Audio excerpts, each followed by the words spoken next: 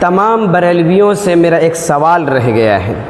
آپ نے عرس منایا، دھوم دھام سے آپ نے عرس منایا، لیکن اس میں میرا ایک سوال بطور توحید پرست کے میرا ایک سوال رہ گیا ہے۔ کیا آپ نے عرس منایا؟ بہت اچھا کیا، غلط کیا، میں اس پہ کوئی بات نہیں کروں گا، لیکن میرا ایک سوال یہ رہ گیا ہے کہ آپ جب ٹرینوں میں سوار ہو کے جا رہے تھے بریلی شریف، تو آپ یہ شعر گا رہے تھے کہ نزدی وہابی دور ہو، اس کو عشق رسول سے کیا مطلب۔ ایک بات، ٹرینوں میں اور بسوں میں آپ یہ گا رہے تھے کہ اعلیٰ حضرت کے نام کی ٹرینیں چلتی ہیں، دیوبندی کے نام کا کوئی ٹیمپو ہی دکھا دو، ایک یہ شعر گا رہے تھے۔ اور پھر نزدی وہابی دور ہو، نزدی وہابی کے قلعہ قمع کر دیں گے، یہ اشعار آپ گا رہے تھے، نعرے بازی کر رہے تھے۔ ٹھیک ہے، آپ نے کیا، لیکن میرا ایک سوال یہ ہے کہ کیا جس طرح بی جے پی بغیر پاکستان بنگلہ دیش کے کوئی الفاظ کے اپنی سیاست کر ہی نہیں سکتے ہیں، کیا آپ نے بھی ان سے سیکھا ہے؟ کیا آپ نے بھی یہ بات ان سے سیکھی ہے کہ بریلوی کو اگر زندہ رکھنا ہے تو دیوبندی کا نام لینا ضروری ہے؟ اگر اپنے آپ کو بڑا عالم لوگوں میں دکھانا ہے تو دیوبندی کا نام لینا ضروری ہے؟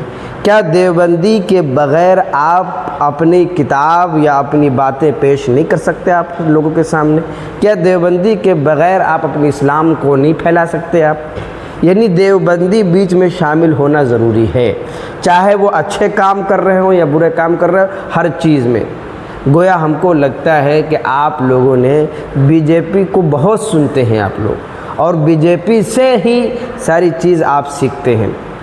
جب بی جے پی کے پاس کوئی دلائل نہیں ہوتے ہیں تو وہ بھی اسی طرح کا کام کرتے ہیں۔ جب بی جے پی کے پاس کوئی دلائل نہیں ہوتے ہیں تو غصہ کریں گے، ناراض ہوں گے، گالی گلوچ پر اتر آئیں گے، دوسرے کے پرسنل اٹیک کریں گے۔ کیا آپ نے بھی ان سے سیکھا ہے؟ اگر ہاں تو جواب دے دیں، اگر نہ تو پھر صحیح جواب دے دیں۔ آپ کیا کرنا چاہ رہے ہیں؟ آپ اسلام پھیلا رہے ہیں یا لوگوں میں شرک کی غلاظت کو اور لوگوں کے اندر اسلام سے نفرت کو پھیلا رہے ہیں؟ آپ صرف ایک جواب دے دیں، ہم آپ سے کچھ ہم نہ کہیں گے۔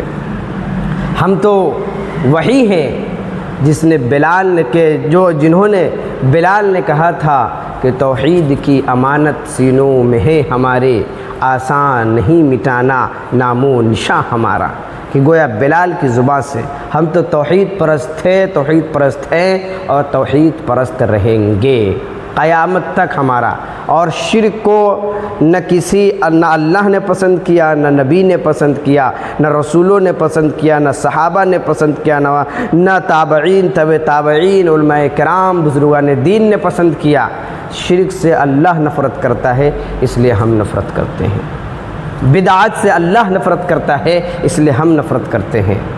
ضلالت اور گمراہی سے اللہ نفرت کرتا ہے، اس لیے ہم بھی نفرت کرتے ہیں۔